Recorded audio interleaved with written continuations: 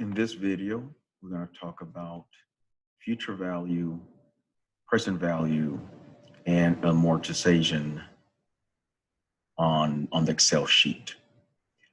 Some of these examples are going to follow the examples on the slides and in the book, and I've added a couple of examples. We're going to start here, this first piece here. And this one is from the book. What is the future value of an initial $100 after 3 years at 4%? We talked about this in the video for the PowerPoint slides. So if you invest $100, so let's look at a few items here. First, I listed the key points. The compounding per year. We're going to use variable M for that. It's once a year. The interest per year, we're going to call that I, 4%. Total years, 3 years. The present value, or the investment amount as example, is $100. We're not going to have any periodic payments. This is not like a loan where you make periodic payments or receive payments. So we're going to leave that as 0. And for now, we're only going to be working on end period. So begin or end, we're just going to tag it as end. As seen on the slides, in this case, I only put the beginning part and the end part. I didn't put the in between because nothing happens in between in this example. So we have $100, compounds 4% a year for 3 years. Now notice here, I put I divided by M, which should go here, and we're going to start using formulas. You see, we're going to use these two items. This number here should be this divided by that. Now, be advised that this is what I do in Excel for these formulas and functions to work properly. If you have a financial calculator, it might be done differently. I suggest that you find ways to do this in your calculator. You prefer it over Excel or manually, but you may have to find a YouTube video or something that shows you how to use the calculator you have. There are many types of financial calculators, scientific calculators that have these functions, and they all have a different way on how to input the data. So the $100, it's here. As a matter of fact, that is the same as this one. Now, I don't have the formula here, but I'll put an equal sign and click on it. There it is. Now it represents whatever number I put there. Now, after 3 years, just like in the book, is $112.49. I used the future value formula, the manual version here. And you can see it up here on the formula bar. I'm using the $100 times 1 plus the interest rate that has already been divided by the periods. And as an exponent, I'm using the total periods, 3 in this case. And you get $112.49.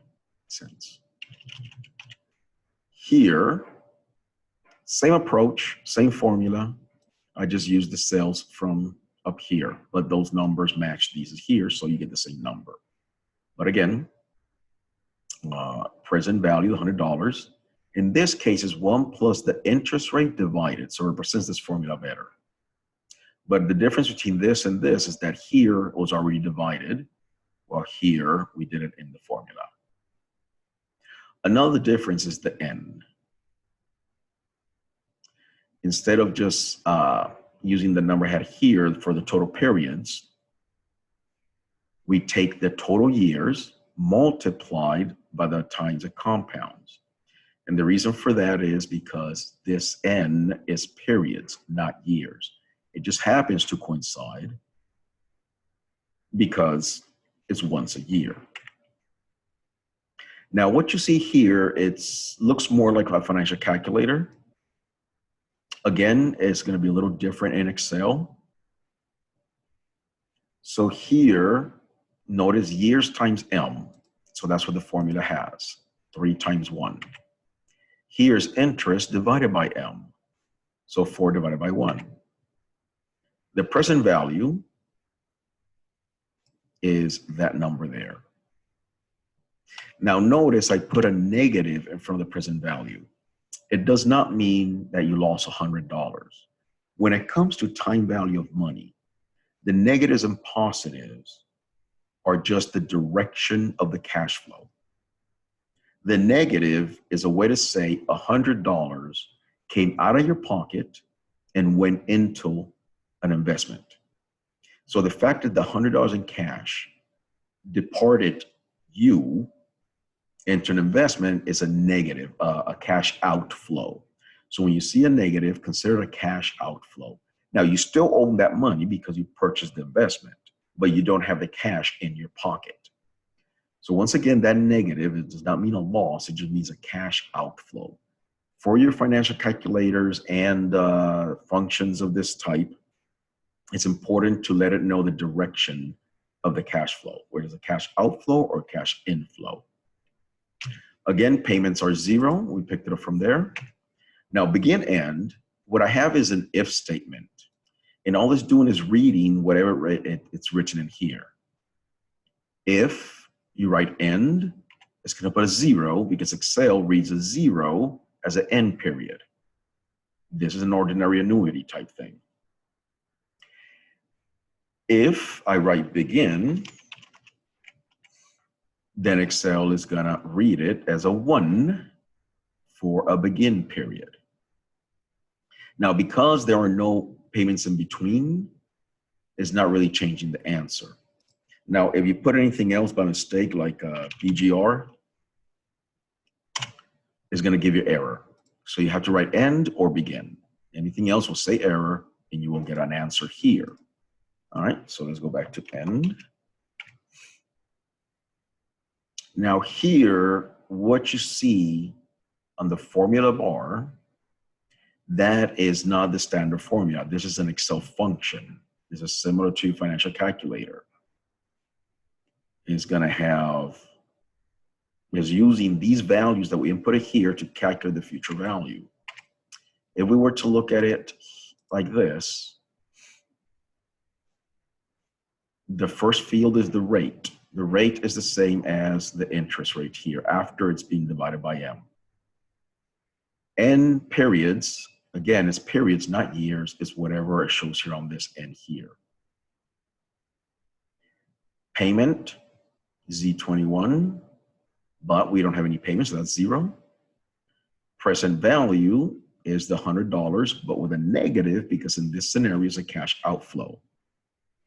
Type is the whole begin or end. If you notice here, when I click in the field, it explains whether there's the timing of the payment, beginning or end of period. In this case, it doesn't affect it because we only have one deposit at the beginning. Or at the end, it doesn't, and you receive the amount to the end. It doesn't make a difference when there's only one amount, one time. I was going to click OK, and it gives you the value. Now, going back here, I should have mentioned that every time you click on here, it gives you an explanation here of what's going on.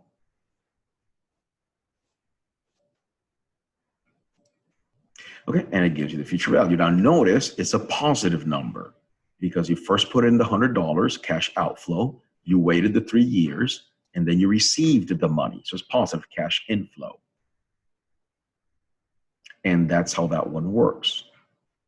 Now going into the effective annual rate, this is the formula you see in the slides. And all I did was apply it here with the values that we have, and you get the same 4%. Excel has a function called effect, and all you do is punch in the rate and how many periods, and it gives you. Now it's 4% because it's once a year. Now let's see what happens to these values if we make this twice a year, like in the Excel, like in the PowerPoint slides. So I'm gonna change the compounding period to 2, which was the semi-annual expression, and notice how Now these formulas updated because they're all tied to this data here. So now we get the 162 cents representing the 2 times. This changed to a 6 because it's 2 periods now. So 3 years times 2 periods is 6. 3 years times twice a year, it's 6 periods total. But now each period is only 2% because it takes 2 periods to get to the 4%. And everything adjusts accordingly, 6 there, 2% there, etc. Now, just like in the slides, when they do the comparison of 4% a year, but compounded twice a year, you get a 4.04%. The function in Excel does the same for you. And if you were to change up here to $250, everything updates. We got $250 now here, the 2% there, 6 periods, etc. If we were to do 12 payments a year, that would be like a monthly payment. Notice that now the effective rate has gone up to 4.07 because the more you compound, the higher the effective annual rate. Notice how here, years times n is 3 years, but 12 months a year, 36 months, 36 periods. The interest is being divided by 12, so now you got a monthly equivalent of 0.33%. And this is the beauty of Excel. Now let's go back to the original scenario. 1 compound in a year, 4%, 3 years, and $100. And there you go. That's how Excel works, generally speaking. Let's move on to the next example here.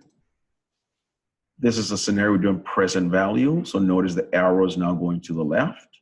This is the example of the book as well. Here we have the same situation. 1 compound a year, 4%, 3 years, but I need to adjust this because this is not present value in this case. This is future value. I will correct this on the uploaded version.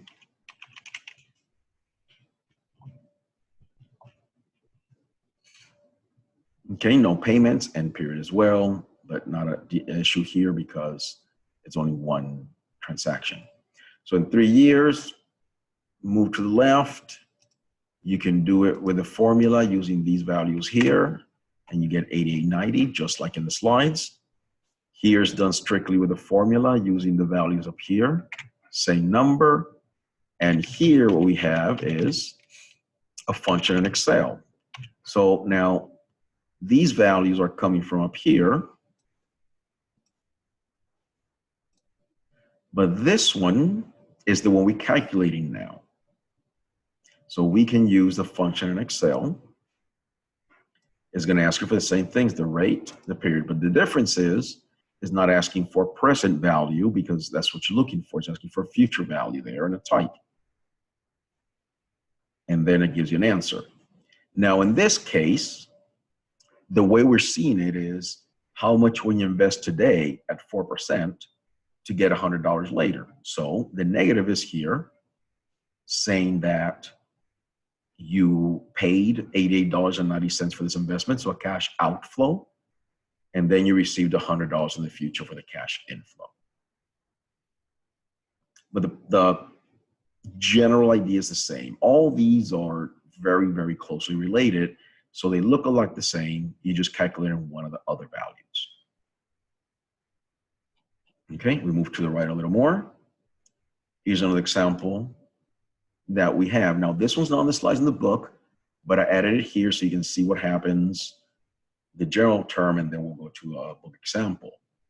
So let's say instead of putting one amount of money at the beginning and then wait the entire time, we're going to use an example where every year, at the end of the year, $100 were deposited. So what happens here, they're asking for the future value of $100, end of year payments for 6 years at 4%. So since it's not specifying, we're going to say compounding a year, 1, interest 4%, total year 6, the investment of the present value, it's 0 because we're not putting any money here. What we're doing is we're making $100 payments every time. Every time we're making $100 payments. So the way you handle that if you do it manually is using the same future value formula. You take each one of them, apply the formula, and move it there. Now here, let's look at this one first. Notice that we're using the 4%. We're using this 1 and this 6. And the reason it's important to have that 1 and that 6 in there is because it counts how many periods. So this n, the exponent, represents 1, 2, 3, 4, 5 periods. So what I did in the formula here, I took 6 minus 1. That way I know how many periods it moved. And that becomes exponent squared, becomes 5. Do the same with the rest, and you end up with $121.67. So that represents this $100 5 periods later or 5 years later, because it started here. Same rule applies here. It's the same formula, but now it's 6 and 2. 6 minus 2 is 4. 1 period, 2 periods, 3 periods, 4 periods. And so on and so forth. You can review each one of these formulas as just taking this amount of money. Now here stays at 100 because it doesn't move any periods.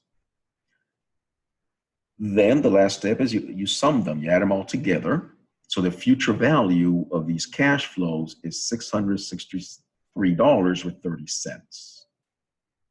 Notice 1, 2, 3, 4, 5, 6. The actual nominal amount was $600. But because these were compounding interest over time, these amounts here were compounding interest over time, you actually ended up with more than $600. Here's a future value function, same rules apply. You take these values from here. Now, instead of present value, what we have is payments. Every period, you made a payment of $100. So it went out of your pocket into the investment account. So those are cash outflows. And then you received $663.30 at the end. So that's a cash inflow, and it has a positive number.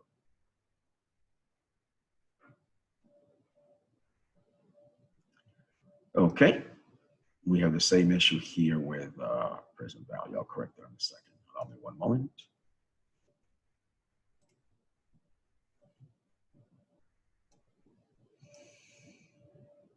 So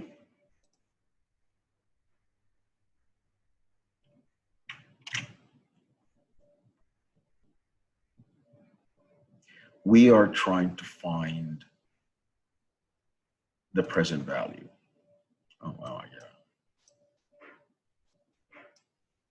You have to do a few things here. One moment, please.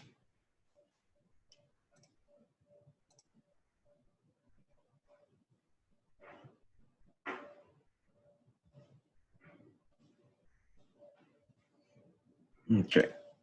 Now, a couple more adjustments.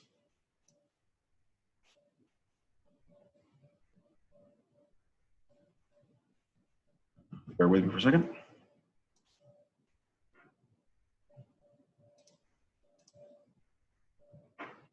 Now it looks good. Okay, so we want you to know the present value of $100 at the end of your payments for 6 years. So it compounds once a year. Well, we're going to discount this present value at 4%. So similar scenario, but instead of going to future value, we're bringing them in the present value. So it's like you are going to receive this money in this order over these years. So we're going to apply this formula here, the present value formula, to each one of them. So we look at this one, very similar situation, but instead of multiplying, we're dividing. 6 minus 0 is 6, so we're going to discount this by 6 periods, meaning that n is going to be 6 periods. 1, 2, 3, 4, 5, 6 periods. And that gives us $17.03. Each one of them will have the same expression. 5 periods. or periods, and so on. Once you have the present value of each one of the cash flows, you add them together and you get $524.21.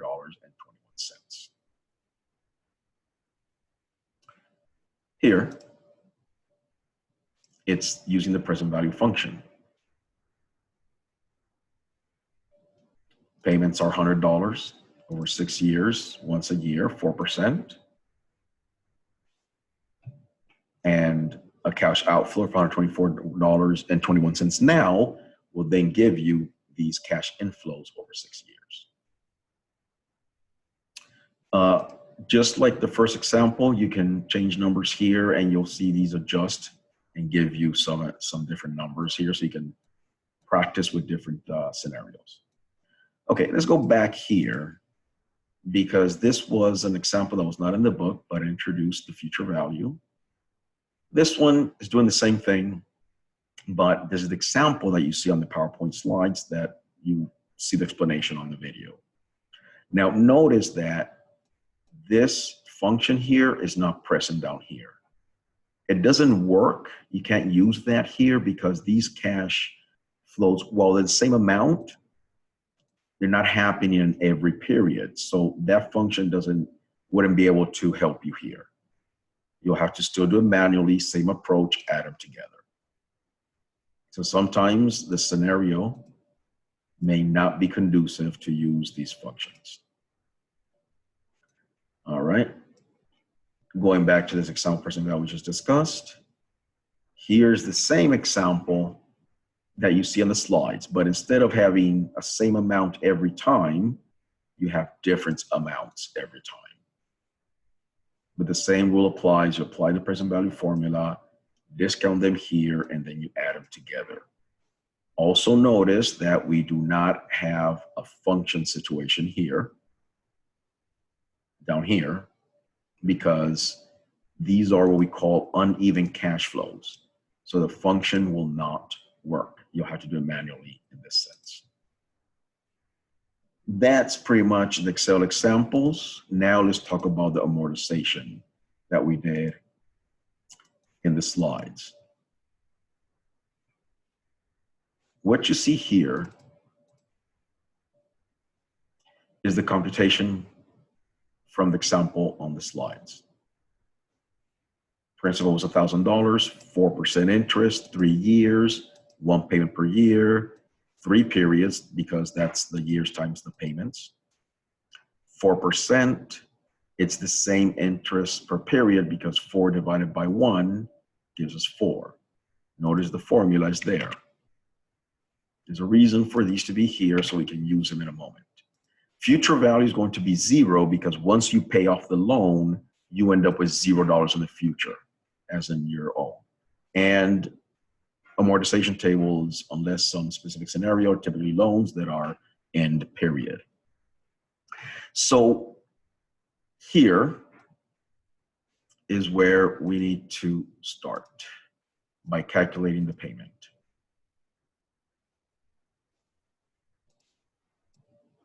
Wait one moment. So this is the number you're looking for.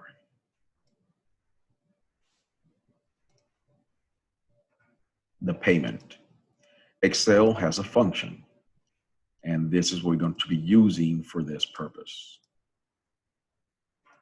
For the N, you're going to use the periods. Not the years, but the periods, which is the years times the payments per year. Here, you're going to take the I divided by M, which is the same as this one. Interest per period is the I divided by M.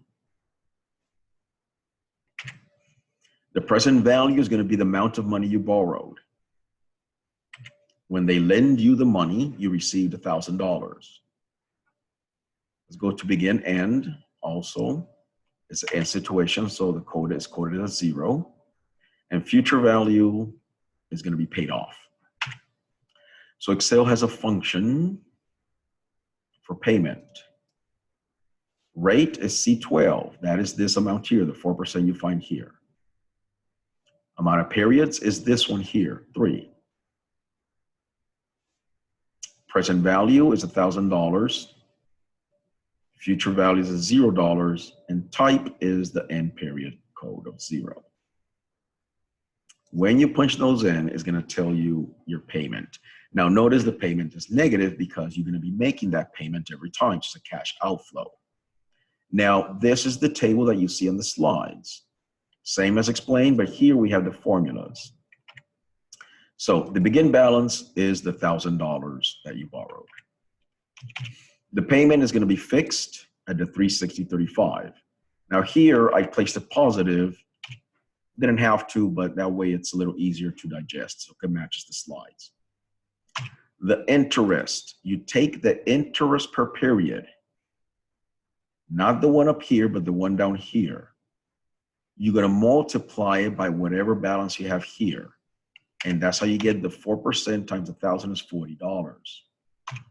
Your principal,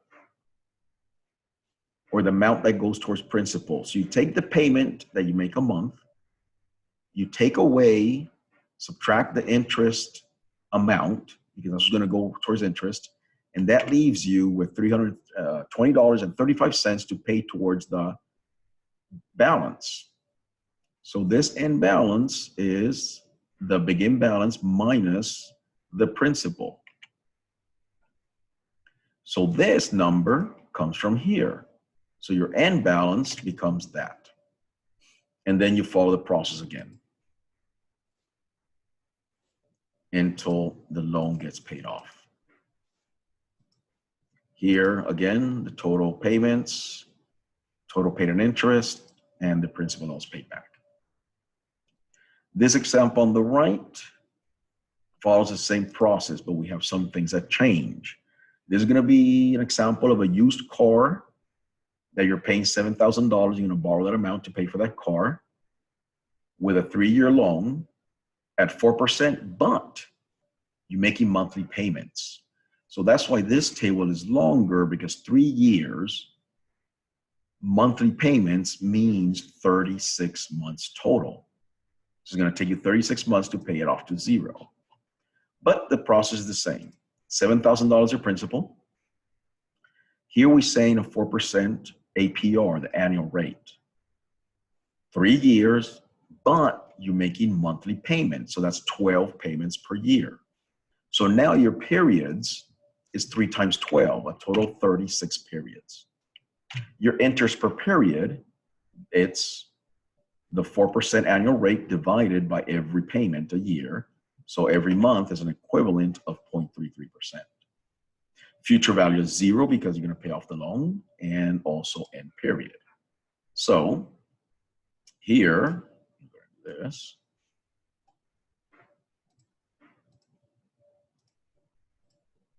We're going to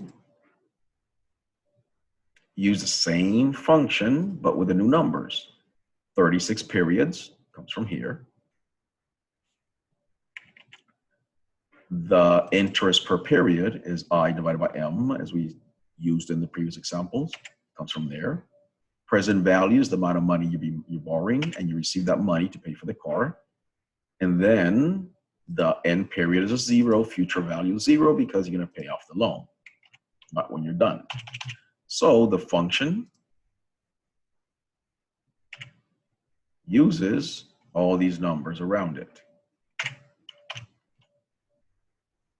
You're going to be making payments of $206.67. There's a negative there because of cash outflow. So when you build a table, it's the same, it's just longer now. So you start with the $7,000. The payment is $206.67. When you multiply the $7,000 times the interest per period, that means that $23.33 is going to go towards interest, and the rest will go towards principal. Payment minus interest, amount that goes to principal. Then the begin balance minus the amount that goes to principal gives you the end balance. And now the new begin balance is the same as the last end balance. And then you repeat the process. If you did it right, you continue the process, and the balance is going to keep on declining.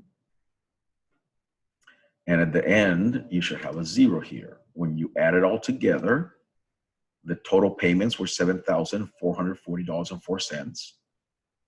$440.04 were interest, and then the $7,000 that you paid back in principal. And that's how it works.